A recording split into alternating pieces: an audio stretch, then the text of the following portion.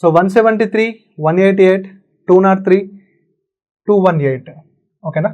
So ఇక్కడ చూడండి, నీకు ఎగ్జామ్ హాల్లో చేయడానికి టైం లేనప్పుడు ఒక 1 సెకండ్ 5 సెకండ్ టైం ఉంది అనుకోండి. అప్పుడు ఏం చేయాలంటే ఇక్కడ 3, ఇక్కడ 8 ఉంది, ఇక్కడ 3, ఇక్కడ 8 ఉంది, నెక్స్ట్ 3.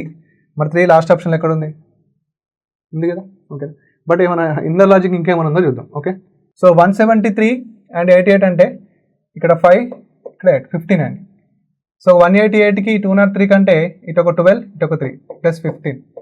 203, 208 అంటే ప్లస్ 15, సేమ్ నెంబర్ డిఫరెన్సెస్.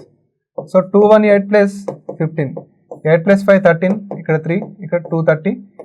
చూడండి, ఇందాక ఆన్సర్ కూడా 233 వచ్చింది కదా. అంటే నేను సమ్టైమ్స్ ఎగ్జామ్ హాల్ ఇది వర్కౌట్ అవుతాయండి ఖచ్చితంగా. ఓకేనా? నెంబర్స్ చూసాం, ఇక్కడ 3 ఉంది, ఇక్కడ 8 ఉంది, ఇక్కడ 3 ఉంది, ఇక్కడ 8 ఉంది. సో నెక్స్ట్ టైం ఖచ్చితంగా లాస్ట్ 2 డిజిట్లో 3 రావాలి.